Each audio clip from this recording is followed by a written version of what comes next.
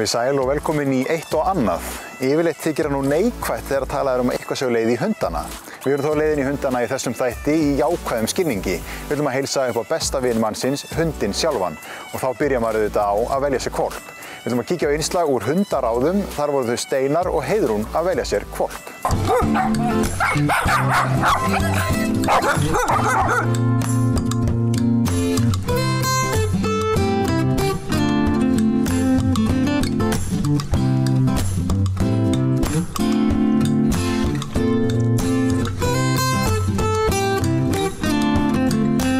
Jæja, hér erum við komin í þennan hvolpahóp. Þetta eru 4 hvolpar og þeir eru undan sitt hvori tíkinni, semst 2 og 2. Og núna eru þessi hvolpar á þroskaskeiði sem við kalla gjarnan félagsþroskaskeiðið. Og það þýðir það að nú eru þetta 9 vikna gamlir og þeir eru tilbúnir til að fara frá móðurinni og inn á heimili og sem öllu því fylgir. Og á þessu félagsþroskaskeiði þá er mjög mikilvægt, það talaði um svona 8 til 12 vikna, að þeir fá sem mesta umhverfisþjálfun. Og umhverfisþjálfun, þegar ég tala um umhverfisþjálfun, þá er það að við förum með á sem víðast, kynnuðum fyrir þessi flestu vegna þess að nú eru þau svo forvitnir um heiminn og eru svona, já, að skoða hann.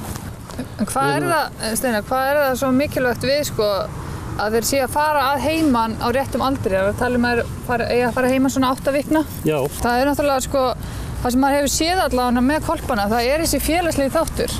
Að þeir eru svo mikið að þroska félagshæfni og félagsfærnina í sérstaklega bara frá kannski svona 6 til 8 vikna finnst með henni. Þú veist, að bara kunna leika, kunna að vera ekki of ágengir. Já. Og náttúrulega eru mamman að aga þá líka. Já, hún er að kenna þau mjög mikið á þessu tímabili. Já, akkurat. Og maður sér bara mitt hvolpa sem maður fá að vera svolítið hjá mömmunni, allavega til 8-9 vikna, að þeir eru góðir í samskiptum. Já, sjáu þið þetta? Þetta var mjög skemmtilegt dæmi. Þetta var mjög skemmtilegt dæmi, akkurat þessi samskipti. Já, og þegar maður upplifir, sérstaklega að maður getur notað svo mikið mat þegar maður er að skoða hvolpa. Maður getur séð pínu svona röðina, maður getur séð karakterana, maður getur séð og það er það sem við þurfum að tala svolítið um að þegar maður er að velja sér hvolp. Akkurat. Að þú veist, fara ekki bara eftir útlitinu. Já, hvaða típur öll. Sjáu, þetta var svolítið merkilegt. Sjáu þennan litla kútin hérna. Þessi skotta hérna er svolítið ákveðin. Hún rak hann hérna frá og hann er greinilega búinn að leira eitt á hana frá mömmunni. Þannig að hann dróð sér til hliðs. Síðan lét hann sig bara hverfa og svona bara komin aðeins úr leiknu núna. Já, þannig að það er að skoða öll svona samskipti og það getur verið alveg ótrúlega gagnlegt þegar maður er að velja sér og taka sér tíma í að velja hvolp og tala við þann sem er með hvolpana. Hvað finnst honum, hvernig karakterar eru. Þar sem að þeir eru náttúrulega ræktendur og þeir sem eru með hvolpana, þeir eru náttúrulega umgangast það daglega. Akkurat, og þekkja þá. Og þekkja þá mjög vel og það getur verið náttúrulega mjög gott að sá sem er með hvolpana, að hann svona aðeins kannski stjórnist í og tali við eigendur og láti þá vita hvernig karakterar þeir eru að fá og kannski bendi þeim á að þessi hvolpur gæti henta betur heldur en annar. Og það er akkurat það sem við erum að hafa í huga þegar fólk er að fá sér hund. Já. Það er hvað á að fara að gera með það? Hvað á þetta að vera heimilishundur eða á að fara að vinna eitthvað með hann eða hvernig einstaklingu viljum við? Já. Við viljum einhvern orkubolta eða bara svona þægilegan pjakk. Já, akkurat. Það er nefnilega ótrúlegt hvað þeir geta verið ólíkir. Bara úr sama, 10 hvolpar á sama goti, þeir geta verið rosalega ólíkir karakterar. Alveg gjörólík. Þetta er bara svo mannskepnan, það er engin eins. Það er engin eins. En svo kannski gott að benda á svo hérna. Hérna erum við með karakter sem er svolítið ákveðinn. Í þessum hóp, nú er hann ein eftir hérna. Í þessum hóp, þetta eru allt blendingar. Þeir eru allir blandaðir og það þýðir ekki það að það sé eitthvað verri en hundar sem eru hreinrættir. Þvert á móti, þeir geta stundum bara verið sumir tilhöndum bara á sig skemmtilegir. Já, það er, maður verður að vera bara ótrúlega hreinskilinn bara hvernig eru aðstæðurnar hjá mér. Hvernig er ég? Er ég aktív týpa eða er ég þú veist, róleg, maður þarf að vera rosalega hreinskilinn hvað þetta hjá sér og hvernig fjölskyldan eru allir tilbúin að fá sér hund, eru allir tilbúin að vera með. Það sem maður hefur svona aðeins lent í sko, það of mikil ábyrgð sett á börnin. Akkúrat. Það þarf að passa sig á því að það má ekki setja of mikil ábyrgð á börnin að sjá hundana, finnst mér sko. Og síðan bara, eins og segja, það geta gefið sér tíma í þetta og valið sér hund. Það er svona upphafið að árangri til framtíðar sko. Þannig að þetta verði ekki vesen, þetta verði skemmtilegt, auðvelt og gaman aðeins eins og á að vera. Já. Hérna til dæmis einn sem ég er persónulega mjög hrifin af. Hann er svona, sem væri svona róleg týpa, þótt að sé náttúrulega aktív tegund þannig, en hann er svona ekkert stress á honum. Nei. Hann er bara svona voða slakur yfir þessu öllu saman og leitar alveg til okkar og vill fá knús og klapp, en ekkert svona að ráðskast í neinum og ekkert að stressa sig yfir þessu. Og þetta er svona týpan sem ég myndi persónulega velja sem fjölskylduhund. Já. Þó að þetta sé náttúrulega tegund sem maður þarf alveg að skoða þegar maður ætlar að eiga fjölskylduhund, þannig að border collie og svona, þetta eru náttúrulega vinnuhundar. Já. Hvernig hund myndir þú fá til dæmis ef þú verður að leita af hörku vinnuhundi? Já, ég er náttúrulega, ef ég er að leita vinnuhundi, þá eru náttúrulega ákveðnir þættir sem þurfa að smella saman. Þeir þurfa að vera svolítið mikið virkir. Já. Og þeir þurfa líka að hafa skapgerð sem hentar. Þeir þurfa að vera umhverfi sterkir. Þeir má ekki vera hræddir við umhverfi heldur eða vera forvitnir umhverfið. Og þeir þurfa náttúrulega að hafa hentuga byggingu líka og það þurfa margir þættir að koma saman en við eigum eftir að segja svolítið betur frá því í þáttunum. Já, það er alveg ótrúlega mikilvægt að fá aðeins að umgangast hvolpana og aðeins og jafnvel heimsækja það 2 og 3 svar. Já, og algjörlega bara vanda sig vegna þess að þetta er náttúrulega 13 til 16 ára binding í rauninni sem maður þarf bara að vanda sig. Þetta er nýr fjölskyldumeðlimur sem við verðum að velja á og því fylgir náttúrulega mikil ábyrgð og við ætlum að eiga gæða stund saman næstu 15-16 árin væntanlega. Og annað sem kemur í hugamanns að maður hefur stundum heyrt fólk segja að þegar að koma að velja sér hvolp eða að fá sér hvolp, hvolpurinn valdi mig, hundurinn valdi mig. Og þessi er akkúrat týpan sem ég geti ímyndað mér að myndi innan gæsalappa velja mann fyrst ef maður kemur inn í góti. Já, akkúrat. En hvort það er þetta er akkúrat hundurinn sem maður myndi velja fyrir óvana verðandi hundaeigendur, það er ekki vissum. Nei. Svo er það hin týpan, þessi týpa sem ég myndi kannski ekki velja og mæla með. Það er týpa sem er hrædd við allt, skríður alltaf undir borðið eða er alltaf í feilum. En við ætlum að fá þennan vinn minn. Já. Hann heitir Nói. Og það var mjög gaman að fara til dýralæknis og fá að heyra hjá honum hvað er svona mikilvægt. Já. Hvað er mikilvægt fyrir hvolpana þegar maður er búinn að fá sér hvolp, hvað þarf að hafa í huga og hvað þarf að gera.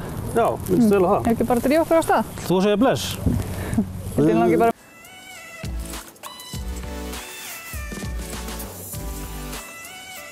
Langar ykkur að vita hvað er næst? Næst ætlum við að læra að bíða. Og það getur verið mjög mikilvægt fyrir hund að kunna það og laga ýmis agavandamál. Kannski virkar líka fyrir menn, mögulega við ætlum að læra að bíða. Næsta skipun sem ég langar að kenna ykkur er ein af mínum alveg ultimate, ef ég má nota ensku, uppáhaldsskipunum. Það er bíðaskipun.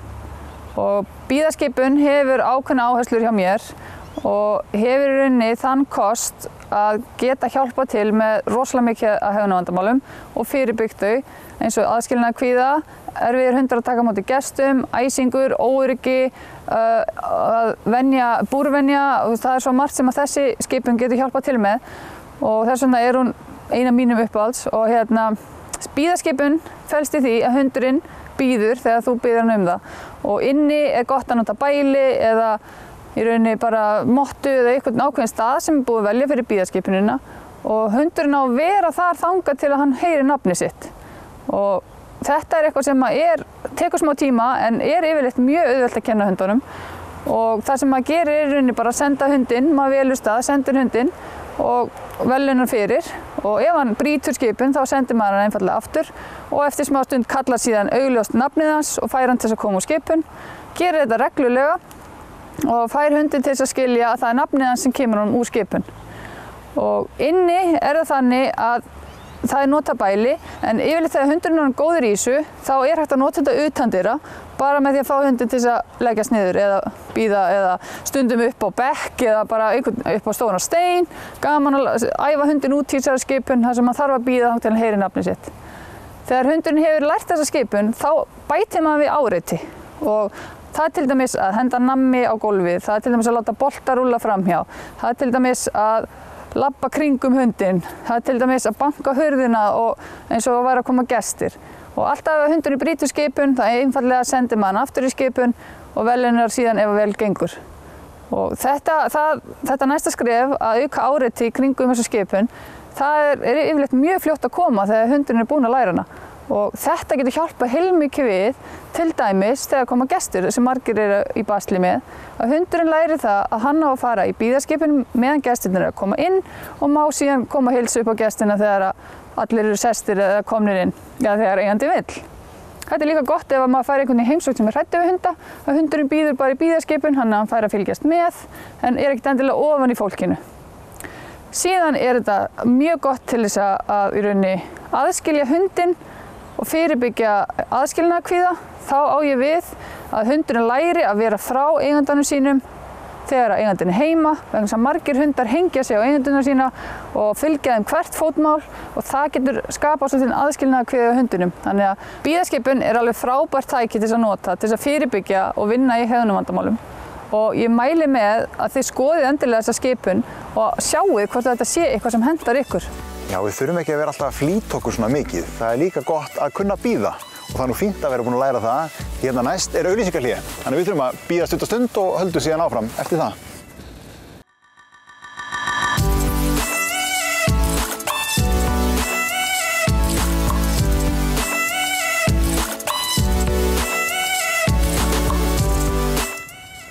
Innkall, það er engin ákveðin kall, heldur ákveðin típa af því að kalla. Og þegar maður kallar, þá vil maður hundurinn komið til sín. Við ætlum að læra innkall hérna næst. Jæja, hér erum við komið með 2 hvolpa. Þeir eru cirka 5 mánaða gamlir. Og þetta eru blendingar. Ég veit ekki alveg hvaða kókteil þetta er, en hann er svolítið skrautlegur. Þetta eru 4 hvolpar, en þeir eru alveg óþjálfaðir og lítið sem ekkert verið unnið með þá. Tíma. Já. En hvað hlýðniæfing finnst þér mikilvæg að byrja á? Já, mikilvægasta hlýðni, svona grunnhlýðnin í mínum huga er innkallið. Það er það svona ég legg fyrst áherslu á. Og það sem ég á með innkalli, það er þegar ég er að kalla á hundinn minn. Þegar hann fer eitthvað og ég kalla, hann komið til mín. Ekki farið frá mér, þetta er komið til mín. Og þetta er líka svona allan það sem er rekið á mínar fjörur, þetta er algengasta vandamál hundaeiganda. Já, ég er sammála. Eitt af algengustu vandamálum hundaaeiganda. Að þetta innkall fari einhver vitleysu. Hundurinn hleypur í burtu þegar er kallað á hann og menn eru kannski óratíma að ná hundinum eftir göngutúrinn inn í bíl og eltingaleikur og vesen. Hvenær, Steinar, á maður að byrja á innkalli? Já, bara strax. Já, það ekki? Jú, bara alveg strax og ég, ef að rétti farið að og þá er innkallið aldrei vandamál og það er eitthvað sem maður þarf ekkert að hugsa út í. Það er bara eðli hundsins að koma þegar kallað á hann. Já, þetta verður svona festist í honum. Já. En maður gerir þetta vel. Og hvolpar og þessi litla hvolpar, þeir koma alltaf huggallar. Það er bara þannig. Litli hvolpar og þegar fólk fær hvolpana heim til sín, þá er það yfirleitt þannig að þeir koma alltaf þegar kallar. Síðan gerist eitthvað, þeir hætta að hlýða innkallinu. Og ástæðan fyrir því er yfirleitt sú að þeir fara að tengja innkallið við eitthvað óþægilegt. Því að menn gleyma sér svolítið, menn sofna á verðinum og einu skiptin sem þeir kalla hundin sinn, það er þegar að kannski á að fara að sitja hann í bíl eftir göngutúrinn, eða á að fara að sitja hann í ól, eða að fara að sitja hann í búr, eða með öðrum orðum að gera eitthvað sem hún finnst ekki þægilegt. Akkurat. Og þá eðlilega bara fer hann í burtu, hann vil ekki standa í einhver svoleiðis bulli. Hættir að tengja jákvætt við. Akkúrat. Þannig að hvernig getum við elt innkallið, hvernig getum við styrkt það, það er voðalega einfalt. Það er akkúrat að gera hitt. Það er þegar við köllum á hann að við gerum eitthvað skemmtilegt. Já. Hann kemur til mín og ég gef honum eitthvað. Já. Klapp honum og slepp honum. Já. Hann tengir ekki við því að ég sé að fara að frelsi sviftan eða eitthvað svona óþægilegt. En finnst þér betra að nota leikföng eða nammi sem velun í innkalli? Ferðu eftir hundi? Ég held að fara bara eftir hundi. Sumir hundar eru mjög svona, það kalla svona matardrifnir. hrifnir af mat, þá að gera að nota það. Sumir eru mjög leikdrifnir, ef maður kalla það þannig. Þá að gera að nota dót. Og varíera með þetta líka. Bara það sem henta hverjum hundi. Núna þekkjum við þessa hunda ekki neitt. Nei. Eigum við aðeins að kanna innkalli hjá þeim? Já. Sjá hvar þeir eru? Sjáum hvort þeir kunna þetta og það verður athyglisvert. Já, prófum það. Ekki. Jæja, þá skulum við sjá hvað Snati gerir í sleppunum. Endilega. Og hvort það hlýðir því kalla á hann. Komdu.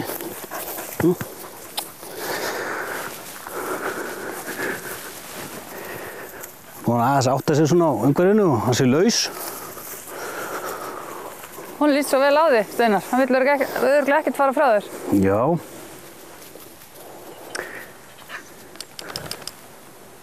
Ok. Það sem ég sé núna strax, hann pínu ósjálfstæður. Já. Það umhverfið pínu að truflan, óöruggur, en það kemur. Nú svona fer hann fljótlega að skoða heiminn. Skoða heiminn og einhvern veginn gruna með það ef að bróðurinn sé nú sleppt líka, þá þið kjarkurinn aðeins meiri. Já. Ættu að prófa það? Prófa það. Þetta hann ljúfur.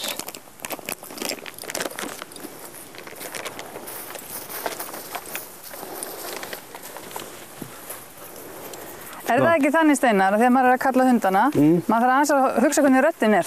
Jú. Það hvernig tónninn. Já. Hann getur verið þungur og neikvæður eða léttur og hvetjandi. Já, þetta alveg eins og með börnin okkar, sko. Eða bara fólk, sko. Það rósa einhverjum, þá segir ekki þetta, djöfull var þetta flott hjá þér! Þetta alveg sama með hundana, sko. Og kallar ekkert svona hundin heldur, sko. En heldur þið myndi koma núna eða myndi kalla? Já, sjáum til. Snati! Og nú hress. Já. Og hann kann þetta ekki. Nei. En það líka, hann er með bullandi truflun hana. Já. En ég ætla að vera klár núna hérna með nammi. Já. Þannig að ef hann kemur, þið kalla á hann, þá ætla ég að velja hann. En líka, þegar maður er að byrja, þá þarf maður að skoða hvað truflun er í gangi. Já. Og núna er mikil truflun fyrir hund sem kann þetta ekki. Og þá ekki, þetta ekki góðar aðstæður til að gera hundi innkall. Nei. Þegar eitthvað er virkilega truflan. Nei. Heldur þurfum helst að kalla þegar athyglin er svona í áttina að okkur. Já. Fyrst. Akkurat. Sjáum hvað ég gera. Snati, ljúfur. Sko. Já, og ég klár hérna með nammi fyrir að báða. Og mikilvægt þegar maður að kalla hundin inn, mikilvægt er að veluna leið og er komin. Þannig að veluna verður alltaf komið beinu framhalda hegðun. Þannig að hundurinn tengi velunin við innkallið. Því að tengitíminn er svo stuttur hjá þeim. Ef ég kalla hundin inn og hann kemur og ég segi hann að setjast og gefa hann velun, þá er ég að veluna fyrir hvað? Setjast. Að setjast. Þá er ekki velun að innkallið, þá er ekki styrki innkallið, styrkið að setjast. Svo eru margir sem að hugsa, ok, hundurinn minn, hann stakk af og hann hljóp hérna eitthvað, hingað og þangað, en svo kom hann loksins þegar ég kallaði, átti ég þá skamman. Það eru margir sem hugsa þetta. Þetta er einmitt mjög algeng spurning. Þannig að það er náttúrulega, versta sem maður gerir er svo að húðskamma hundi sinn þegar hann loksins kemur. Mjög gott að nota svona nammibita og sjá að ég nota bara pínu lítið, sko. Ég þarf ekki að nota hérna allan að kaup, sko. Bara þeir fá rétt smakk. Akkurat. Bara smakk og fyrst þegar við erum að gera þetta þá bara veljunum við svolítið mikið. Maður er alltaf með nammi í vasanum og veljuna reglulega. En það þýðir samt ekki það að við séum að fara það sem að hundurinn eftir ólifað að þurfa að ganga með fulla vasa gottir í. Nei, það er ekki þannig. Eftir því sem líður á, þá getur verið erfitt að halda einbeitingunni. Hundar, þeir geta verið góðir að komast aftur á sporið. Og það er einmitt það sem við ætlum að gera hérna í síðasta einslaginu. Við ætlum að fara í sporaleit til að koma okkur aftur á rétta sporið.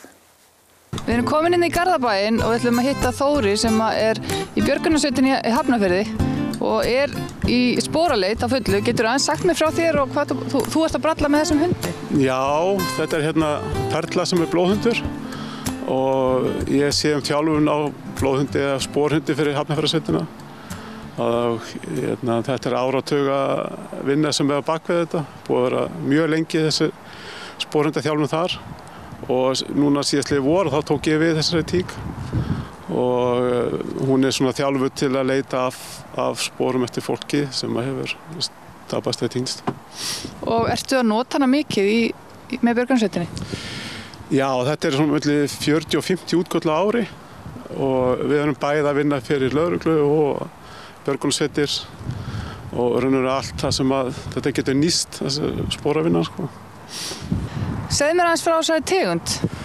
Já, blóðhundar eru nefnilega mjög sérstök tegund. Þeir eru afgerandi í þessum bransa, þessum einstaklega spórum og mjög gömlum slóðum. Þeir hafa mjög sérstakt útlit og það er hluti af getu þeirra til þessar reykjaslóðir. Þeir hafa afgerandi besta lyktarskyn sem er bara líffræðilegt. En ég hef aldrei séð það sem takmarkið þátt fyrir hunda. Það er að segja að hundar hafa miklu meira lyktarskyn heldur en við getum nokkuð tíma nýtt. En eru virkilega skemmtileg tegund. Hún er svona lífsglöð tíkin og eru virkilega svona mannelsk hund. Þannig að þetta er alveg frábært tegund, sko. Er einhver svona sérstakar undirbúningur fyrir hvert útkall? Nei, raun og veru ekki bara þessi allega þjálfun sem fer fram með tíkina dagstælega. Þetta er hlutastarf hjá mér, þannig að ég er að vinna með hana hverjum degi nánast. Og það er bæði spór og umhverfisþjálfun og allskyns þjálfun til þess að tíkin sem tilbúin að takast á erfiðar aðstæður. Ertu að þjálfuna þá í alls konar umhverfi og í rauninni eins og malbyggi líka? Er þetta bara gras eða hvernig umhverfi? Nei, þessir blóðhundar eru þjálfað þannig upp að þeir taka einstaklingslykt, þess að taka lykt af hverjum einstakling fyrir sig. Þannig að við þurfum að geta tekið upp spór bæði heima frá fólki og gegnum verslunarmiðstöðvar og alls konar umhverfi þar sem mikið er að öðru fólki en hún á að fókusa akkúrat á þetta einstaklingsspór. Og hvað ætlum við að gera hérna í dag? Í dag erum við að taka spór sem var lagt fyrir okkur í gær, sem er rétt 15 tíma gamalt. Og þetta er svona venjulega sunnudagsæfing hjá mér. Þannig að svona ég reyna að varíera þetta er frá 6-7 tíma gammal upp í 40 tíma gammal spór sem ég er að prófa að taka. Og þið ekki bara vinda okkur í þetta? Jú, gerum það.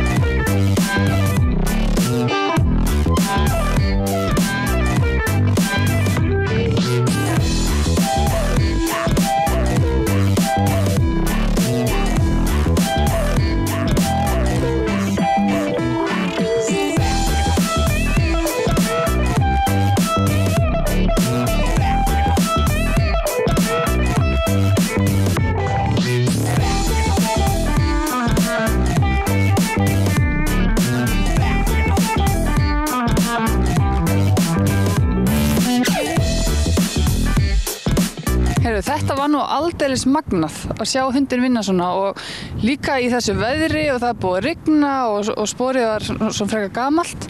Getur aðeins bara útskýrt fyrir mig hvað var í gangi hjá hundinum?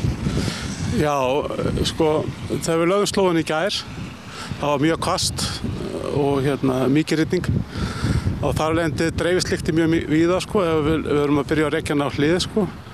Og þannig að hún var til að byrja með verður svona svolítið tætt á slóðinni, sko, að mér fannst, sko, það er kannski að því ég hef þetta professional auga á því, sko. En svo þegar við fengum vindin í baki þá var hún komin á fínt rönn, sko. En það var hluti af markmiðinu að æfa slóðina, ég þarf að æfa eftir mjög veðurskilyrði, hvort sem að mjög hvasst eða rok eða logn eða sól eða snjór, hún þarf að þekkja öll veðurskilyrði. Og okkar svona sérstað er alltaf að við þurfum að fá lykt frá þeim einstakling sem við erum að leita eftir. Þannig að það skiptir mjög miklu máli að við fáum að velja sjálfur þá flíku sem við notum að þeim týnda og það sé ekki hrófla við neinu. Það sé ekki annar sem er þá búin að snerta flíkina og svo framvegis. En það er mjög mikilvægt að okkar þekking nýtist þar í að fá sem besta lyktarpröfu fyrir hundinn og því betri þessi lyktarpröfan er, því betri vonst við. Þá komum við að lokum hjá okkur í þættinum. Ég vona að þið hafi skemmt ykkur vel og ekki þótt þátturinn hundleiðilegur. Mér allavega þótt hann ákaflega skemmtilegur. Það er allavega að fara að skíla sólin, þannig í næsta þætti þá ætlum við að taka púlsinn á grilli sumrinu. Við sjáumst þá.